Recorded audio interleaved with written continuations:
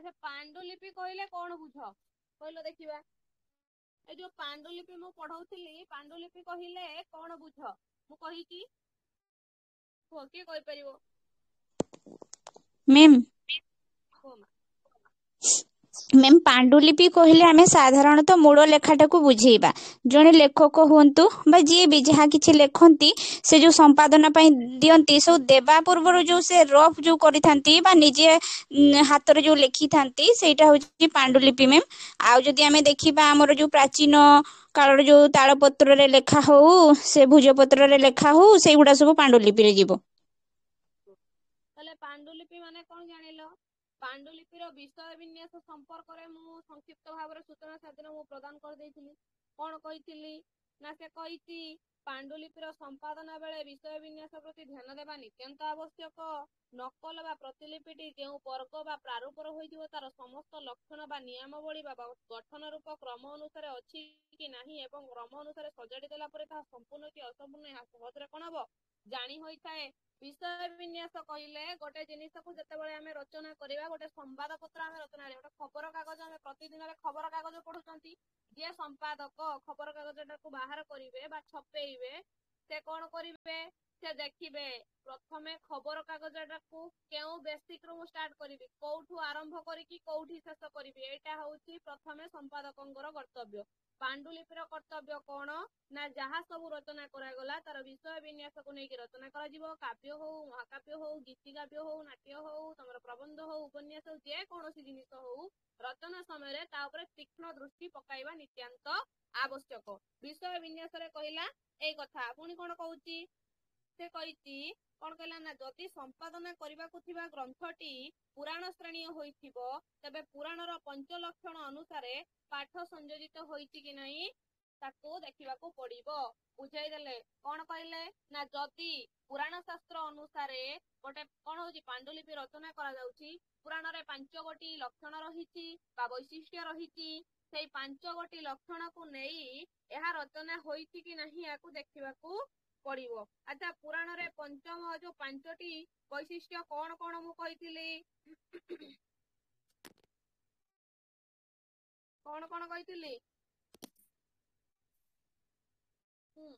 Madam स्वर्ग प्रतिस्वर्ग आउ वंश मन्वंतरी आउ वंशानुचरित गुड मु कहि नथिली पुराण रे पांच गोटी लक्षण अछि कोन ना स्वर्गश्च प्रतिस्वर्गश्च वंश मन्वंतराणीच वंशानुचरितं चेति पुराणं पंच लक्षणम अर्थात स्वर्ग प्रतिस्वर्ग वर्ग मन्वंतर आगुड होची वंशानुचरित एई पांच गोटी लक्षण को नेई पुराण रे आविर्भूत हेची पुराण रो अर्थ बुझिबा को गले कोन ना पुराणा घटना अर्थात पूर्वरु जेउ घटना गुडाक सब घटी जाईची बा तार आविधानिक अर्थ होची प्राचीन अत्यंत प्राचीन सेटा पुराणा जिनिस गुडाक जहा रहिची जहा हमें जानि पारि नांती हरिवंश कृष्ण कोन करि जाइछथि तांकर लीला खेला कोन जेमिति जगन्नाथ दास भागवत नामक पुराण रे कोन कले रचना करिदेले हरिवंश बलराम दास लिखिदेले तादरे कोन रचना करा जाइछि ताकू मध्ये से रचना कले तेनु करी विशेष भाबरे पुराण साहित्य क्षेत्र रे अध्ययन करिबाकू हेले हमकू पांच गोटी लक्षण देई जिबाकू पड़िथाए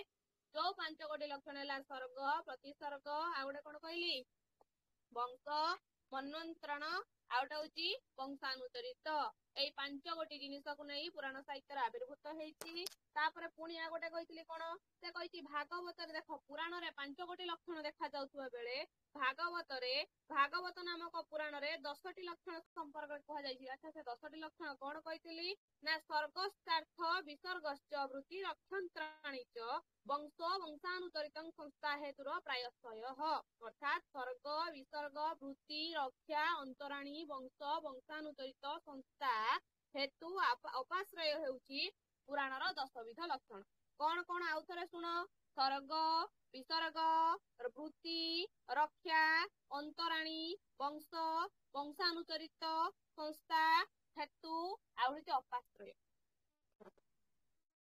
किए कहि परिबो केतरा मु कहली 10टा कहली 10टा रो केतरा मने रहला मते कुह स्वर्ग विसर्ग वृत्ति वंश वंशानुचरित रक्षा अंतराणी संस्था हेतु अपाश्रय गुड स्वर्ग विसर्ग वृत्ति रक्षा वंश अंतराणी वंशानुचरित संस्था हेतु अपाश्रय ताले आमे एतिकी बुझिले पुराण साहित्य रे 5 गोटी लक्षण को नहीं रचना करा जाउथुवा बेले स्वर्ग आउडे कोन कहितली प्रतिसर्ग वंश मन्वंतराणीच आउडे जी वंशानुचरित एई 5 गोटी को नहीं रचना करा जाउथुवा बेले भागवत नामक पुराण रे 10 गोटी लक्षण को नहीं रचना करा जाई अछि।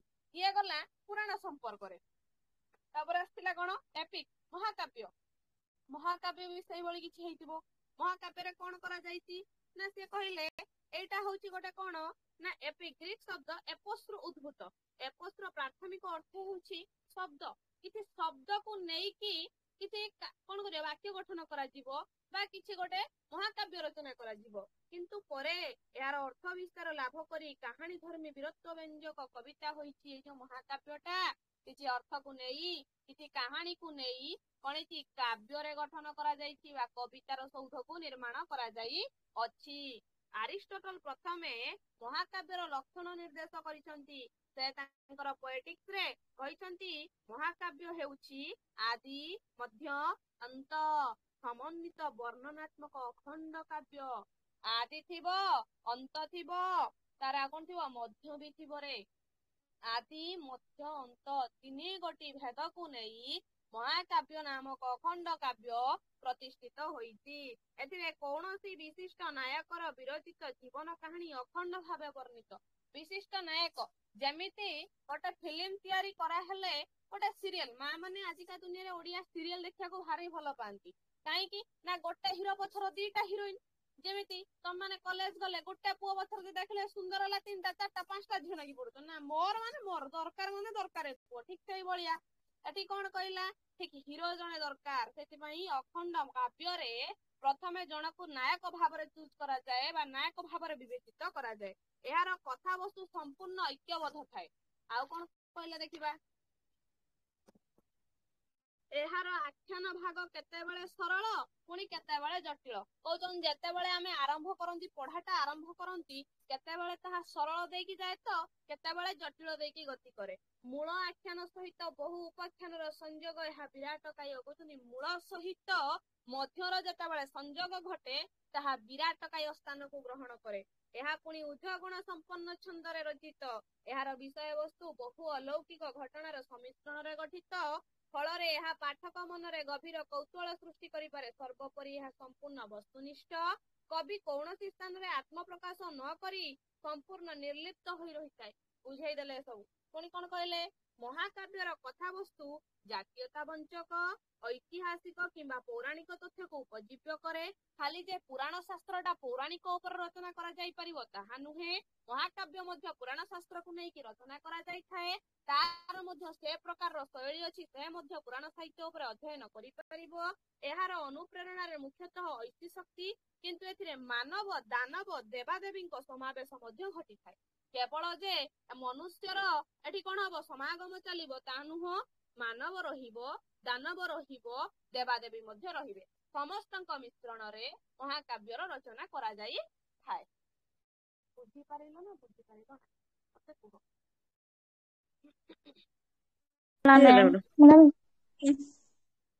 देखो पुणी कौन कहले प्रयोजन बोधरे अति लौकिक स्पर्श मध्य रही पारे महाकाव्य उभय मिलनात्मक और वियोगात्मक होई पारे एहार मुख्य जातीय चरित्र व्यतीत अनेक चरित्र और घटनार समावेश घटी थाए कहले मुख्य चरित्र किछि तांती मुख्य चरित्र को छाड़ी देले अर्थात गोटे यात्रा रे दुई जण भाइटाल रोल जेतेबेले करि थांती मुख्य चरित्र जेतेबेले थांती तांको छाड़ी देला परे मजा चरित्र करिया पई किछि थांती किछि घटना अघटना सृष्टि करिया पई किछि चरित्र थांती दुष्ट लोक थांती तेणु करि से कोन कहिला नायक नायिका तो रहिबे श्रेष्ठ चरित्र रहिबे श्रेष्ठ चरित्र परे आहुरी मध्य किछि चरित्र जोग देई थांती केउथिरे ना महाकाव्य रे पुणी कोन कहले एक अखंड शिल्प संगत सौंदर्यबोध महत्वपूर्ण गांभीर्य महाकाव्य रे विशेष गुण एहा मध्ययुगीय काव्य परि विभिन्न अलंकार उपमा अनुप्रास द्वारा भाराक्रांत कहिले केवल जे मध्ययुग रे विभिन्न प्रकार अनुप्रास अलंकार उपमा दिया है कि रचना करा जायछि ता नुह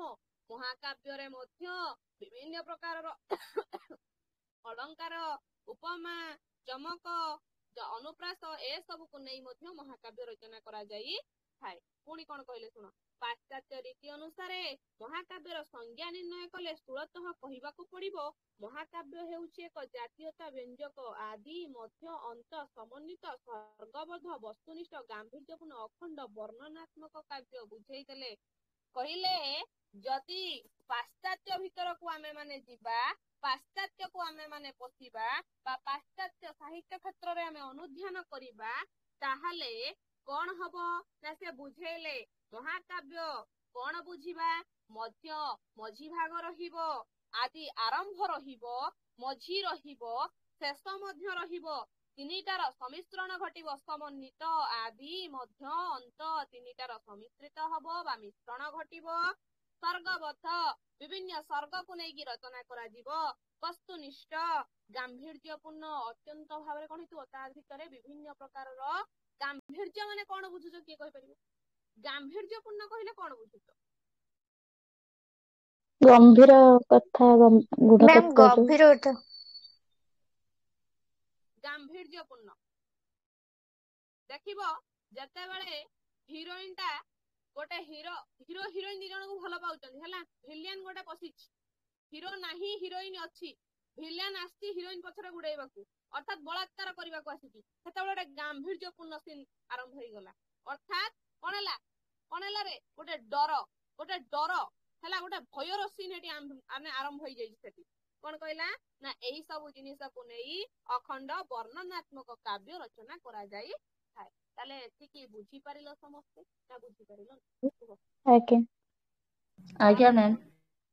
ଏ ସବୁ ଯାଇ ସାରିଲା ପରେ ପୁଣି କଣ କହୁଛି ଶୁଣ, କହିଲା ପ୍ରାଚ୍ୟ ମହାକାବ୍ୟର ରୀତି ପାଶ୍ଚାତ୍ୟ ମହାକାବ୍ୟ ଠାରୁ କେତେକ ଦୃଷ୍ଟିରୁ ଭିନ୍ନ ହେଲେ ମଧ୍ୟ ଭାବଗତ ଦୃଷ୍ଟିରୁ ଅଭିନ୍ନ।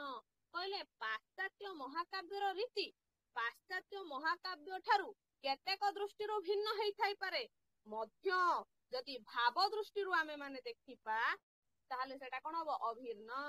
ସଂସ୍କୃତ ଆଳଙ୍କାରିକ ମାନଙ୍କ ମଧ୍ୟରୁ ଦଣ୍ଡୀ ବିଶ୍ୱନାଥ କବିରାଜ ମହାକାବ୍ୟର ଲକ୍ଷଣ ନିର୍ଦ୍ଦେଶ କରିଛନ୍ତି। ଦଣ୍ଡୀ କହିଛନ୍ତି ମହାକାବ୍ୟର ସୂଚନାରେ କୌଣସି ଦେବାଦେବୀଙ୍କ ପ୍ରତି ଭକ୍ତି ନିବେଦନ, ଆଶ୍ରୀବଚନ ଓ ବସ୍ତୁ ନିର୍ଦ୍ଦେଶ ରହିବ। ଏଠି ଦଣ୍ଡୀ କଣ କହିଲେ ନା ଯଦି ଆମେ ମହାକାବ୍ୟରେ ସୂଚନା ପାଇବା ବା ମହାକାବ୍ୟକୁ ଆମେ ପଢିବା ତାହେଲେ ଦେବାଦେବୀଙ୍କ ପ୍ରତି ଭକ୍ତି ନିବେଦନ ହେଇଛି, ତାଙ୍କ ପାଖରୁ ଆଶୀର୍ବାଦ ରହିଛି, ତାପରେ କଣ ହେଇଛି ବିଭିନ୍ନ ପ୍ରକାର ନିର୍ଦ୍ଦେଶ ମଧ୍ୟ ରହିଛି ଯୋଉଟା କି ଅଲୌକିକ ବାଣୀ।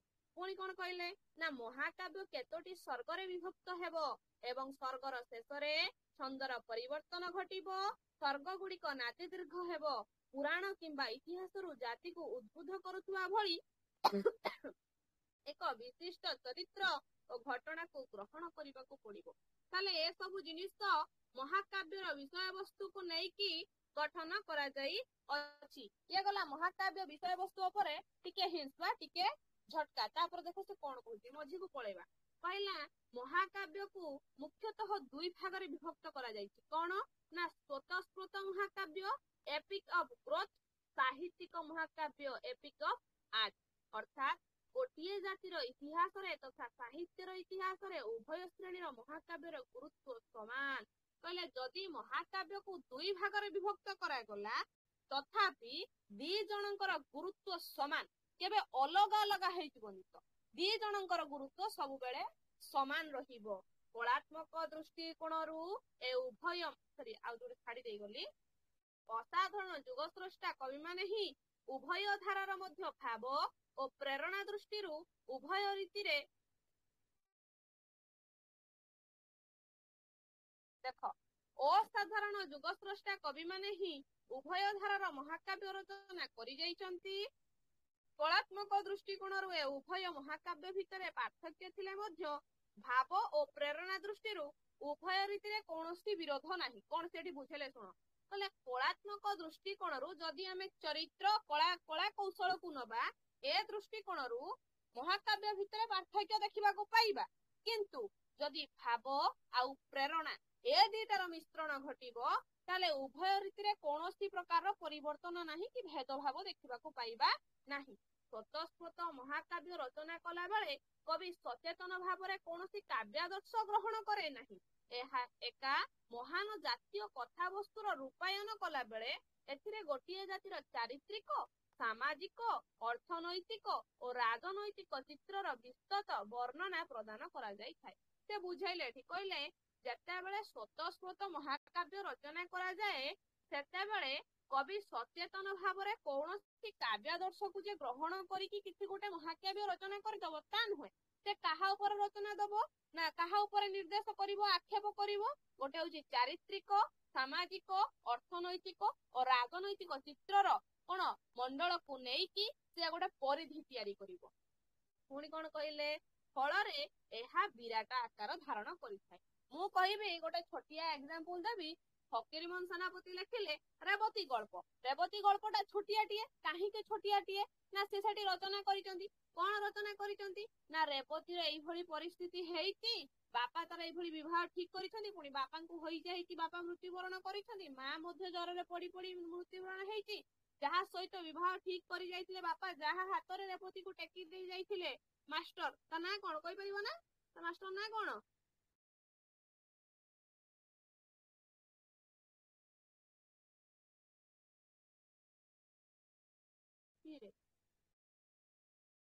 ସେ ମାଷ୍ଟର ନାଁ କଣ?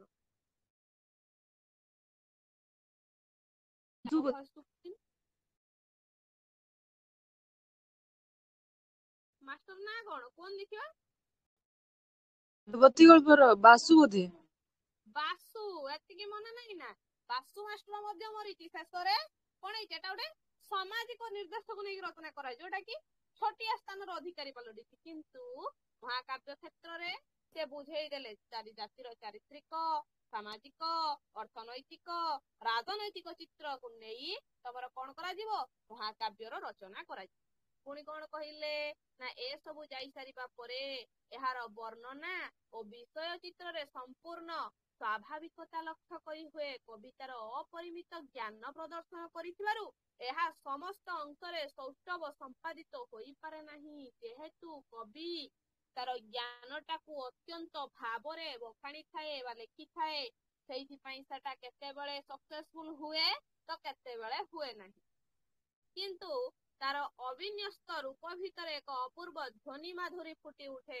ବାଲ୍ମୀକିଙ୍କ ରାମାୟଣ, ବ୍ୟାସଦେବଙ୍କ ମହାଭାରତ ଏବଂ ହୋମରଙ୍କ ଇଲିଆଡ ଓ ଓଡିଶୀ ସ୍ୱତଃସ୍ଫୂର୍ତ୍ତ ମହାକାବ୍ୟରେ ଅନ୍ତର୍ଗତ। ବୁଝେଇ ଦେଲେ ବାଲ୍ମୀକିଙ୍କର ରାମାୟଣକୁ ନେଇ ଆସିଲେ, ବ୍ୟାସଦେବଙ୍କର ମହାଭାରତକୁ ଆଣିଲେ, ହୋମରଙ୍କର କଣ ଆଣିଦେଲେ ନା ଇଲିୟଡକୁ ନେଇ ଆସିଲେ।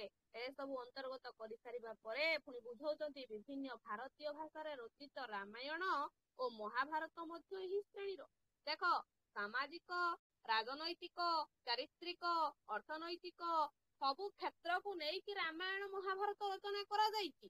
ଯେହେତୁ ତାହା ଗୋଟେ ଶିକ୍ଷଣୀୟ ଜିନିଷ ଯୋଉଟା କି ଗୁରୁତ୍ୱାରୋପ କରାଯାଇଛି, ସାହିତ୍ୟ କ୍ଷେତ୍ରରେ ସ୍ଥାନ ପାଇଛି, ମହାକାବ୍ୟ ବିରାଟ ଗ୍ରନ୍ଥ ଭାବରେ, ବିରାଟ ପୁସ୍ତକ ଭାବରେ ତାହା ଆକଳନ କରାଯାଇଛି। ପୁଣି ବୁଝେଇଲେ କଣ କହିଲେ ନା ମହାକାବ୍ୟ ସମାଜ ମାନବର ଅକୃତ୍ରିମ ପ୍ରତିଛବି ହେଲେ ମଧ୍ୟ ଏଥିରେ ଶିଳ୍ପର ନିପୁଣ ହସ୍ତର ସ୍ପର୍ଶ ପରିଲକ୍ଷିତ ହୁଏ। ବୁଝେଇ ଦେଲେ ଯେମିତି ଶିଳ୍ପୀକାରଟିଏ ତାର ନିଜ କଳା ଦ୍ୱାରା ବିଭିନ୍ନ ପ୍ରକାର ସୌଧକୁ ନିର୍ମାଣ କରିପାରେ, ବିଭିନ୍ନ ସୁନ୍ଦର ସୁନ୍ଦର ମୂର୍ତ୍ତିମାନ ନିର୍ମାଣ କରିଦିଏ, ଠିକ ସେଇଭଳି ମହାକାବ୍ୟ ସମାଜ ଆଉ ମାନବର ଅକୃତ୍ରିମ ପ୍ରତିଛବିକୁ ସୁନ୍ଦର ଭାବରେ ଆଙ୍କି ଦିଏ। ପୁଣି କହୁଛନ୍ତି ଓଡ଼ିଆ ଭାଷା ଓ ସାହିତ୍ୟର ଅନନ୍ୟ ଗ୍ରନ୍ଥ ସାରଳା ମହାଭାରତ ସମଗ୍ର ପୂର୍ବ ଭାରତୀୟ ସାହିତ୍ୟ କ୍ଷେତ୍ରରେ ଶ୍ରେଷ୍ଠ ସ୍ୱତଃସ୍ଫୂର୍ତ୍ତ ମହାକାବ୍ୟ ଭାବରେ ସ୍ୱୀକୃତ। ସାରଳା ଦାସଙ୍କର ମହାଭାରତ ସାରା ଓଡ଼ିଶାରେ ଶ୍ରେଷ୍ଠ ମହାକାବ୍ୟ ଭାବରେ ସ୍ୱତଃସ୍ଫୂର୍ତ୍ତ ଭାବରେ ଆଖ୍ୟାୟିତ କରାଯାଇଛି। ସାହିତ୍ୟିକ ମହାକାବ୍ୟ ସମ୍ପୂର୍ଣ୍ଣ ରୂପେ ମହାକାବ୍ୟର ରୀତି ଓ ଆଦର୍ଶକୁ ଅନୁସରଣ କରିଥାଏ। ଏଥିରେ କାବ୍ୟର ଅଙ୍ଗ ଗଠନରେ ସୌଷ୍ଠବ ଲକ୍ଷ୍ୟ କରି ହୁଏ। କବି ସଚେତନ ଭାବରେ କାବ୍ୟ ରଚନା କରୁଥିବାରୁ ଏଗୁଡିକ ପିତାକାର ହୁଏ ନାହିଁ। ଅର୍ଥାତ୍ ଯେହେତୁ କବି ଏହାକୁ ନିଖୁଣ ଭାବରେ ଜ୍ଞାନକୁ ଆହରଣ କରି ସୁନ୍ଦର ଭାବରେ ବୁଝେଇ ଲେଖିଥାନ୍ତି, ତେଣୁକରି କୌଣସି ବୁଝିବାରେ କୌଣସି ପ୍ରକାରର କଷ୍ଟ ହୁଏ ନାହିଁ। କବି ସଚେତନ ଭାବରେ କାବ୍ୟ ରଚନା କରୁଥିବାରୁ ଏଗୁଡିକ ପିତାକାର ହୁଏ ନାହିଁ। ଏହାର ପ୍ରତ୍ୟେକ ଅଂଶକୁ କଳାତ୍ମକ ଓ କାବ୍ୟ ଗୁଣ ସମ୍ପୂର୍ଣ୍ଣ କରିବା ଲାଗି କବି ଆପ୍ରାଣ ଚେଷ୍ଟା ଉଦ୍ୟମ କରିଥାଏ। କଣ କରିଥାଏ ନା ପ୍ରତ୍ୟେକ ଅଂଶକୁ ସମସ୍ତଙ୍କ ପାଖରେ ପହଞ୍ଚେଇବା, ସବୁ ଗୁଣକୁ ତା ଭିତରେ ସଜାଡି ରଖିବା, ତା ପାଇଁ ସେ ଯେତେ କଷ୍ଟ ହେଲେ ବି କବି ନିଜକୁ କଷ୍ଟ ଦେଇ ମଧ୍ୟ ସେ ତିଆରି କରିଥାଏ ମହାକାବ୍ୟ। ଏଥିରେ ଅନେକ ପରିମାଣରେ ଆଧୁନିକତାର ସ୍ପର୍ଶ ରହିଥାଏ। ଏହା ଅନୁକରଣାତ୍ମକ, ଅଧ୍ୟୟନ ପ୍ରସ୍ତୁତ, ଜ୍ଞାନ ଗର୍ଭକ। ଏଥିରେ କବିର ଅସାଧାରଣ କଳ୍ପନା ଶକ୍ତି ଓ କଳ୍ପନା ନୈପୁଣ୍ୟ ପ୍ରଦର୍ଶିତ ହେଲେ ମଧ୍ୟ ସ୍ୱତଃସ୍ଫୂର୍ତ୍ତ ମହାକାବ୍ୟ ପରି ନୈସର୍ଗିକ ସୌନ୍ଦର୍ଯ୍ୟ ପରିସ୍ଫୁଟିତ ହୁଏ ନାହିଁ। କାଳିଦାସଙ୍କର ରଘୁବଂଶ, କୁମାର ସମ୍ଭବମ୍, ଭର୍ଡଲିଙ୍କର ଏନିଡ୍, ମିଲ୍ଟନଙ୍କର ପାରାଡାଇଜ୍ ଲଷ୍ଟ, ମାଇକେଲ ମଧୁସୂଦନଙ୍କର ମେଘନାଦ ବୋଧ ଏବଂ ରାଧାନାଥଙ୍କର ମହାଯାତ୍ରା ଏକ ଅଖଣ୍ଡିତ ମହାକାବ୍ୟ। ପ୍ରଥମରୁ ପାଣ୍ଡୁଲିପି ପଢେଇଲା ବେଳରୁ ମୁଁ ଏ ଅଖଣ୍ଡିତ ମହାକାବ୍ୟ ସମ୍ପର୍କରେ କହି ଆସୁଛି, ସେଠି ଲେଖିବି ଦେଇ, ଯୋଉଟା କି ସାହିତ୍ୟ କ୍ଷେତ୍ରରେ ମହାକାବ୍ୟ ନାମରେ ବିବେଚିତ। ସାଧାରଣତଃ ରାଧାନାଥ ରାୟ ମହାକାବ୍ୟଟାକୁ ଅଖଣ୍ଡିତ ମହାକାବ୍ୟ କାହିଁକି କହିଲି, ସେଟା ପୁରାଣ ଅତ୍ୟନ୍ତ ମାନେ ପୂରଣ ହେଇ ନାହିଁ, ତାହା ସରି ନାହିଁ, କିନ୍ତୁ ଯେତିକି ଲେଖି ଦେଇ ଯାଇଛନ୍ତି ତାହାର ନୈପୁଣ୍ୟତା, ତାହାର ସୌନ୍ଦର୍ଯ୍ୟବଦ୍ଧତା କାହିଁ କିଏ କଳନା କରିପାରିବ ତାଙ୍କ ସୌନ୍ଦର୍ଯ୍ୟବଦ୍ଧତାର। ପୁଣି କହୁଛନ୍ତି ଉଭୟ ଶ୍ରେଣୀର ମହାକାବ୍ୟରେ ସଭ୍ୟତାର ଚିତ୍ର ଅଙ୍କିତ ହୋଇଥିଲେ ମଧ୍ୟ ସ୍ୱତଃସ୍ଫୂର୍ତ୍ତ ମହାକାବ୍ୟର କବିମାନଙ୍କର ସ୍ୱର ଏକାନ୍ତ ଆନ୍ତରିକ ଓ ଜୀବନ ଧର୍ମୀ। ସାହିତ୍ୟିକ ମହାକାବ୍ୟରେ କବିମାନଙ୍କର ସ୍ୱର ମଧ୍ୟରେ ଏକନିଷ୍ଠ ସାଧନା ଓ ପ୍ରତିଭାର ସ୍ୱରୂପ ପରିଲକ୍ଷିତ ହୁଏ। ଯେମିତି କଥାରେ ଆମେ କହିବା, ଆଜିର ଶିଶୁ କାଲିର ନାଗରିକ। ଆମ ପାଇଁ ଆମ କବିମାନେ ମଧ୍ୟ କଣରେ ଗର୍ବ ଆଉ ଗୌରବ, ଯୋଉମାନେ କି ଏତେ ସୁନ୍ଦର ସୁନ୍ଦର ମହାକାବ୍ୟର ସୌଧକୁ ନିର୍ମାଣ କରି ଆମ ଆଗରେ କଣ କରିଦେଇ ଯାଇଛନ୍ତି, ବଖାଣି ଦେଇ ଯାଇଛନ୍ତି, ଆମ ଆଗରେ ଲେଖି ଦେଇ ଯାଇଛନ୍ତି। ଯେତେବେଳେ ପଢିବାର ସୁଯୋଗ ନଥିଲା, ଲେଖିବାର ଶୈଳୀ ନଥିଲା, ସେତେବେଳେ ମଧ୍ୟ ଲୋକମାନେ କଷ୍ଟ ପାଉଥିଲେ, କିନ୍ତୁ ଆମ ସମୟରେ ବିଭିନ୍ନ ପ୍ରକାର ଛାପାଖାନା ବାହାରି ପଡିଲା, ଲେଖିବାର କୌଶଳ ଆସିଗଲା, କାଗଜ କଲମ ଆସିଗଲା, କିନ୍ତୁ ସେ ସମୟର କବିମାନେ କଷ୍ଟ ଯନ୍ତ୍ରଣା ସହି ଆମ ପାଇଁ କଣ କଲେ ରେ, ବିଭିନ୍ନ ପ୍ରକାରର କଣ କରିଛନ୍ତି, ଲେଖାଗାରର ସୌଧକୁ ନିର୍ମାଣ କରିଦେଇ ଯାଇଛନ୍ତି। ପୁଣି କଣ କହିଲେ ଦେଖ, କହିଲେ ବିଶ୍ୱନାଥ କବିରାଜଙ୍କର ମହାକାବ୍ୟ ସମ୍ପର୍କିତ ସଂଜ୍ଞା ବା ଆରିଷ୍ଟଟଲଙ୍କର ଟ୍ରାଜେଡି ସମ୍ପର୍କିତ ସଂଜ୍ଞାରେ ପ୍ରକୃତ ପକ୍ଷେ ମହାକାବ୍ୟର ଯଥାର୍ଥ ସ୍ୱରୂପ ପ୍ରକଟିତ ହୁଏ ନାହିଁ। ବିଶ୍ୱନାଥ ସାହିତ୍ୟ ଦର୍ପଣ ଗ୍ରନ୍ଥରେ ଏକ ବିସ୍ତୃତ ସଂଜ୍ଞା ପ୍ରଦାନ କରିଛନ୍ତି। ଏଥିରେ ବହୁ ସଂଖ୍ୟକ ନିୟମର ସମାବେଶ ଘଟିଛି। କେତେକ ନିୟମ ସମ୍ପୂର୍ଣ୍ଣ ପରସ୍ପର ବିରୋଧୀ ହୋଇଥିବାରୁ ମହାକାବ୍ୟର ସ୍ୱରୂପ ସମ୍ପର୍କରେ ଏକ ସ୍ପଷ୍ଟ ଧାରଣା ସୃଷ୍ଟି ହୁଏ ନାହିଁ। କହିଲେ ବିଶ୍ୱନାଥ କବିରାଜ ସାହିତ୍ୟ ଦର୍ପଣ ରଚନା କରିଛନ୍ତି, ତା ଭିତରେ ବହୁତ ମତ ପ୍ରଦାନ କରିଛନ୍ତି, କିନ୍ତୁ ଯୋଉ ମତ ଗୁଡିକ ସେ ଲେଖିଛନ୍ତି ସେଇଟା କଣ ହଉଛି, ଗୋଟେ ସ୍ପଷ୍ଟ, ଗୋଟେ କଠିନ ଆକାର ରହୁଥିବାରୁ, ତା ସ୍ପଷ୍ଟିକତା ଆସୁନଥିବାରୁ ତାହାକୁ ମହାକାବ୍ୟ ଭାବରେ ବିବେଚନା କରାଯାଉ ନାହିଁ।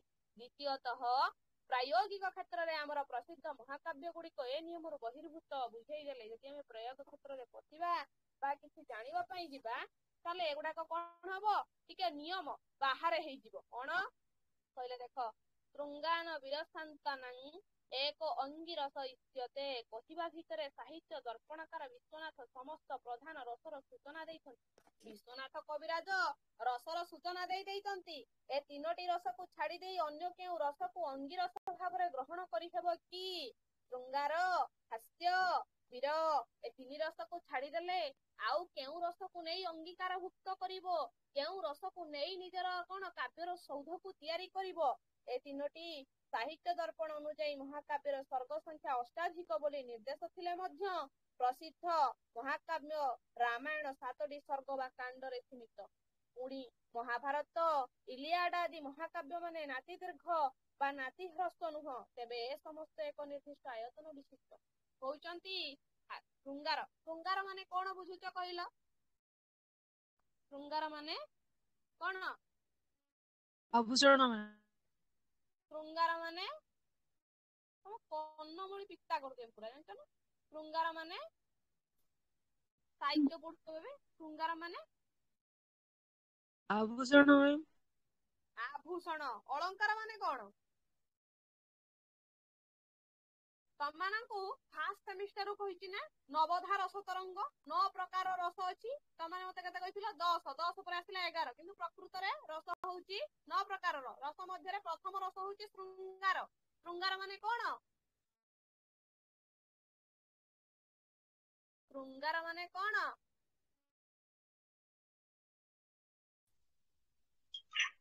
ମ୍ୟାମ ଯୋଉ ରତି ପ୍ରେମ, ପ୍ରେମ, ଶୃଙ୍ଗାର ମାନେ ହଉଛି ପ୍ରେମ। କାହିଁ ସାହିତ୍ୟ ପଢୁଛେ? ଶୃଙ୍ଗାର ମାନେ କଣ ଜାଣିନ? ପ୍ରଥମେ ଶୃଙ୍ଗାର ଆରମ୍ଭ ବା ରସ ମଧ୍ୟରେ ଶୃଙ୍ଗାର ରସ ହଉଛି ପ୍ରଥମେ। ପୁଣି କଣ କହିଲା ଦେଖ, ଏସବୁ ଯାଇ ସାରିବା ପରେ ପୁଣି କଣ କହୁଛି ଦେଖ, କହୁଛି ମହାକାବ୍ୟର ନାୟକ ମହାନାୟକ। କହୁଛି ମହାକାବ୍ୟର ଯେ ନାୟକ ହବ, ଯେ ହିରୋ ହବ, ସେ ମହାନାୟକ, ବଡ ଖିଲାଡି ଗୋଟେ। ନାୟକ ଅତି ମାନବ ଶ୍ରେଣୀର ହୋଇଥିବାରୁ ତାର ଚରିତ୍ର ଚିତ୍ରଣ ପାଠକ ମାନଙ୍କୁ ଅଭିଭୂତ କରେ। ବହୁ ହୃଦୟର ଆଶା ଆକାଂକ୍ଷାର ସ୍ୱରୂପ ତାର ବିସ୍ତୃତ କାର୍ଯ୍ୟକଳାପ ଓ ମହାନ ଚରିତ୍ର ଭିତରେ ରୂପାୟିତ ହୁଏ। ଏହି ଚରିତ୍ରକୁ କେନ୍ଦ୍ର କରି ଏକ ମହିମାନ୍ୱିତ କାହାଣୀ ଗଢି ଉଠେ। ଏଥିରେ ଏକ ମୁଖ୍ୟ ଘଟଣା ସହିତ ବହୁ ଗୌଣ ଘଟଣାର ସଂଯୋଜନା କରାଯାଇଥାଏ। ମୁଁ କହିଥିଲି ନା, ଦେଖ ବ୍ୟକ୍ତିନିଷ୍ଠ ବସ୍ତୁନିଷ୍ଠକୁ ଆଣିଲା ମହାକାବ୍ୟରେ, ମୁଖ୍ୟକୁ ଆଣିଲା, ଗୌଣକୁ ବି ଆଣିଲା। ତାହେଲେ ଏ ସବୁକୁ ନେଇକି କଣ ହେଇଛି? ମହାକାବ୍ୟର ଉତ୍ଥାପନ କରାଯାଇଛି।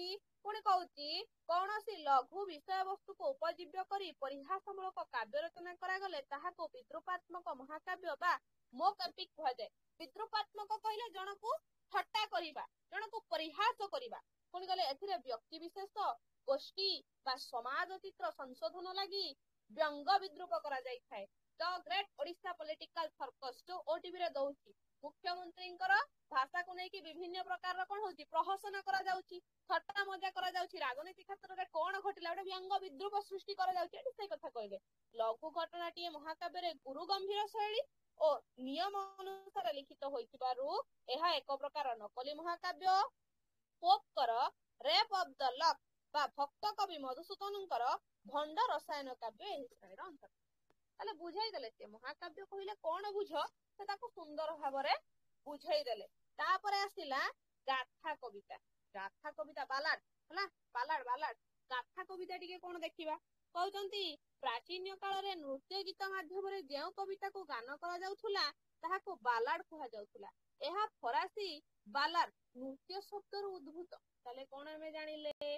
ଗୀତ ଗାଇବା ସହିତ ନାଚି କରି ଯେଉଁ ଗୀତକୁ ବୋଲା ଯାଉଥିଲା ତାହାକୁ ଗାଥା କବିତା ନାମରେ ବିବେଚନା କରାଯାଉଥିଲା। କିନ୍ତୁ ବର୍ତ୍ତମାନ ଯେକୌଣସି କାହାଣୀ ମୂଳିକ ସରଳ ସାବଲୀଳ କବିତାକୁ ଗାଥା କବିତା ଭାବରେ ଆଖ୍ୟାୟିତ କରୁଛନ୍ତି।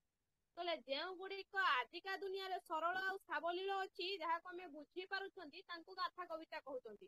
କିନ୍ତୁ ପୂର୍ବରୁ ନାଚି ଗାଇ କରି ଯେଉଁ ଗୀତ କଣ କରାଯାଉଥିଲା, ପ୍ରଦାନ କରାଯାଉଥିଲା ବା ଅନୁପ୍ରେରଣ କରାଯାଉଥିଲା, ତାହାକୁ ଗାଥା କବିତା ନାମରେ ବିବେଚନା କରାଯାଉଥିଲା।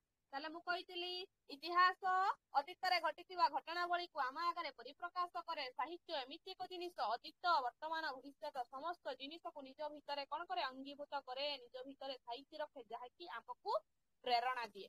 ବୁଝିପାରୁଛ ନା ବୁଝିପାରୁନାହ? ଆଜ୍ଞା। ଯାହା କହି ବୁଝୁଛି ମ୍ୟାମ୍। ଯାହା ମୁଁ କହି ଯାଇଛି ତାକୁ ସେ ଲେଖି ଯାଇଛି। ପୁଣି ଦେଖ କଣ କହିଲା, କହୁଛି ବଢିଆ କଥାଟେ କହିଛି। ପୁଣି ଗାଥା କବିତା ଗୁଡିକରେ ଗୋଟିଏ କାହାଣୀ ସରଳ ଓ ନିରାଡମ୍ବର ଭାବରେ ବର୍ଣ୍ଣିତ ହୁଏ। କାହାଣୀ ମଧ୍ୟରେ ଅନେକ ସମୟରେ ନାଟକୀୟତା ପରିଲକ୍ଷିତ ହୁଏ। ନିହାତି ଦେଖ, ପାଲା କହିଲେ କଣ ବୁଝୁଛ ନା? କାହାଣୀ ଧର୍ମୀ। ପାଲା ଗୋଟେ କାହାଣୀ ଧର୍ମୀ। କୃଷ୍ଣ ଜନ୍ମ ବୃତ୍ତାନ୍ତ, ରାମାୟଣ କଥା, ସୀତା ବନବାସ କି ରାମ ବନବାସ, ଏହି ପ୍ରକାରର କାହାଣୀକୁ ନେଇ ପାଲା ରଚନା କରାଯାଇଥାଏ। ସେଇ ପାଲା ମଧ୍ୟରେ କିଛି ଗୀତ ଥାଏ, କିଛି ଦାସକାଠିଆ ଥାଏ, କିଛି ମୃଦଙ୍ଗ ଥାଏ, କିଛି ନାଚ ମଧ୍ୟ ଥାଏ। ତାଳ ଲୟ ସବୁକୁ ନେଇକି ପାଲା ସୃଷ୍ଟି ହେଇଛି। ପାଲା ହଉଛି ଆମ ସଂସ୍କୃତି। ଏଥିରେ ଗୋଟିଏ କାହାଣୀକୁ କେବଳ କବିତା ଆକାରରେ ପ୍ରକାଶ କରାଯାଏ। ଓଡିଆ ଭାଷାରେ ପଲ୍ଲୀ ଗୀତି ଭାବରେ ପରିଚିତ ଗୋବିନ୍ଦ ଚନ୍ଦ୍ର ଗୀତ ଏବଂ ବଉଳା ଗାଈ ଗୀତ ଏହି ଶ୍ରେଣୀର ଅନ୍ତର୍ଭୁକ୍ତ। ସେ ଦୁଇଟା ଗୀତକୁ ତାର ଅନ୍ତର୍ଭୁକ୍ତ କରିଲା। ଇଏ ଗଲା ତମମାନଙ୍କର ଗାଥା କବିତା ହେଲା। ଗାଥା କବିତା ପରେ ଆସିଲା ଷୋଡଶା। ଷୋଡଶା ଦେଖିବା ବି ଟିକେ କଣ କହିଲା, ରୀତି ସାହିତ୍ୟ ରଚନା ସମୟରେ ଏକ ନୂଆ ଶୈଳୀ ଓଡିଆ ଗୀତି କବିତା ସାହିତ୍ୟରେ ଦେଖିବାକୁ ମିଳିଥିଲା, ଯାହାକୁ ଷୋଡଶା ବୋଲି କୁହାଯାଏ। ଯେତେବେଳେ ରୀତି ସାହିତ୍ୟ ଆସିଲା ବା ରୀତି ଯୁଗ ଆସିଲା, ରୀତି ଯୁଗର କବି ମାନେ ଯେତେବେଳେ ଶୈଳୀ ଅଳଙ୍କାର ବିଭିନ୍ନ ପ୍ରକାରର ଆଭୂଷଣକୁ ନେଇକି ସାହିତ୍ୟ ରଚନା କଲେ, ସେ ସମୟରେ ଯୋଉ କବିତାଟା ଆସିଲା ସେଇଟା ହେଲା ଷୋଡଶା। ଆଉ ସମୟ ଅଷ୍ଟାଦଶ ଶତାବ୍ଦୀର ପ୍ରଥମ ପାଦ। ବୁଝାଇ ଦେଲେ, କହିଲେ ଅଷ୍ଟାଦଶ ଶତାବ୍ଦୀର ପ୍ରଥମ ପାଦ ହଉଛି ଷୋଡଶା। 16ଟି ସ୍ୱର ବର୍ଣ୍ଣକୁ ଆଦ୍ୟ ନିୟମରେ ରଖି ଯେଉଁ ଗୀତି କବିତା ସୃଷ୍ଟି ହେଲା ତାହାକୁ ଷୋଡଶା ବୋଲି କୁହାଗଲା। ତାହେଲେ 16ଟି ସ୍ୱର ବର୍ଣ୍ଣକୁ ଆଦ୍ୟରେ ରଖି, ଆରମ୍ଭରେ ରଖି ଯେଉଁ କବିତା ରଚନା କରାଗଲା ତାହା ହେଲା ଷୋଡଶା। ଏହାକୁ ଷୋଡଶାନ୍ଦୁ ମଧ୍ୟ କୁହାଯାଏ। କବି ସମ୍ରାଟ ଉପେନ୍ଦ୍ର ଭଞ୍ଜ ଏହି ନୂଆ ଶୈଳୀର ପ୍ରୟୋଗ କରିଥିଲେ। ତାଙ୍କର ଚୌପଦୀ ଚନ୍ଦ୍ରରେ ଏହି ରୂପ ଦେଖିବାକୁ ମିଳେ। ବୁଝେଇଦେଲେ ଉପେନ୍ଦ୍ର ଭଞ୍ଜଙ୍କର ଚୌପଦୀ ଚନ୍ଦ୍ରରେ ଏଇ ଷୋଡଶ ନାମକ ଜିନିଷଟି ଦେଖିବାକୁ ମିଳିଥାଏ। ଚଉତିଶା ରଚନା ଶୈଳୀରେ ପ୍ରଭାବ ଷୋଡଶା ଉପରେ ପଡିଥିଲା ନିଶ୍ଚିତ। ସାଧାରଣତଃ ଚଉତିଶା କ ଠାରୁ କ୍ଷୟ 34 ଗୋଟି ବ୍ୟଞ୍ଜନ ବର୍ଣ୍ଣକୁ ନେଇକି ରଚିତ। ପୁଣି ଓଲଟ ଚଉତିଶାରେ ଓଲଟା ବ୍ୟଞ୍ଜନ ବର୍ଣ୍ଣର କ୍ରମ ଦେଖିବାକୁ ପାଇଥାଉ। ଷୋଡଶାରେ ବ୍ୟଞ୍ଜନ ବର୍ଣ୍ଣ ପରିବର୍ତ୍ତେ ସ୍ୱର ବର୍ଣ୍ଣର ଦେଖିବାକୁ ପାଇଥାଉ। ଚଉତିଶାରେ ଆମେ କଣ ଦେଖିବାକୁ ପାଇଥାଉ? ଓଲଟା ଦେଖିବାକୁ ପାଇଥାଉ, ବ୍ୟଞ୍ଜନ ବର୍ଣ୍ଣର କ୍ରମ ଦେଖିବାକୁ ପାଇଥାଉ। ଷୋଡଶାରେ ସ୍ୱର ବର୍ଣ୍ଣର କ୍ରମଟାକୁ ଦେଖିବାକୁ ପାଇଥାଉ।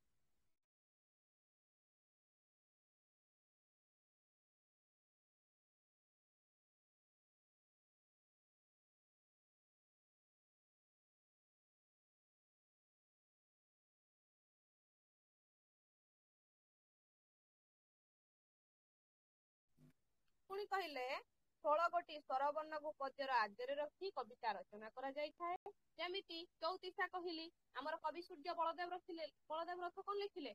କିଏ କହିପାରିବ? କବି ସୂର୍ଯ୍ୟ ବଳଦେବ ରଥ କଣ ଲେଖିଛନ୍ତି? କିଶୋର ଚନ୍ଦ୍ରାନନ ଚମ୍ପୁ। ଚନ୍ଦ୍ରାନନ୍ଦ ଚମ୍ପୁ। ଚଉତିଶାରେ 34 ଗୋଟି ବ୍ୟଞ୍ଜନ ବର୍ଣ୍ଣକୁ ନେଇ ଚଉତିଶା ରଚିତ ହେଇଛି। ଏଠି ହେଉଛି ଷୋଡଶା। ପୁଣି କଣ କହିଲେ? ଯାହା ଏକ କଷ୍ଟସାଧ୍ୟ ଶୈଳୀ ହୋଇଥିଲେ ବି ବିଭିନ୍ନ କବି ସେମାନଙ୍କ ସୃଷ୍ଟିରେ ଏହାର ଚିତ୍ର ଫୁଟାଇବାକୁ ଉଦ୍ୟମ କରିଥିଲେ। ଇଏ ଗଲା ପାଣ୍ଡୁଲିପି ବିଷୟ ବିନ୍ୟାସରେ 4 ଗୋଟି ଜିନିଷ ମୁଁ ତମମାନଙ୍କୁ ପଢେଇଲି। କଣ ପଢେଇଲି? ନା ପୁରାଣ ପଢେଇଲି, ମହାକାବ୍ୟ ପଢେଇଲି, ମହାକାବ୍ୟ ପରେ ଗାଥା କବିତା ପଢେଇଲି, ଷୋଡଶା। 4 ଗୋଟି ଜିନିଷ ଗଲା। ବାକି ରହିଲା କଣ ତମମାନଙ୍କର? ଚଉତିଶା କୋଇଲି, ବୃତ୍ତକାବ୍ୟ, କିଟାଉ, ଚୌପଦୀ, ବୋଲି, ପଦିଆ, ପୋଇ, ଜଣାଣ, ଭଜନ, ଏଟା ସବୁ ବାକି ରହିଲା ହେଲା। 7:55 ହେଇଛି।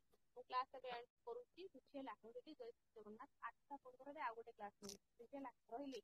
ଜୟ ଶ୍ରୀ ଜଗନ୍ନାଥ। ମ୍ୟାମ୍ ଜୟ ଜଗନ୍ନାଥ। ଜଗନ୍ନାଥ ମ୍ୟାମ୍।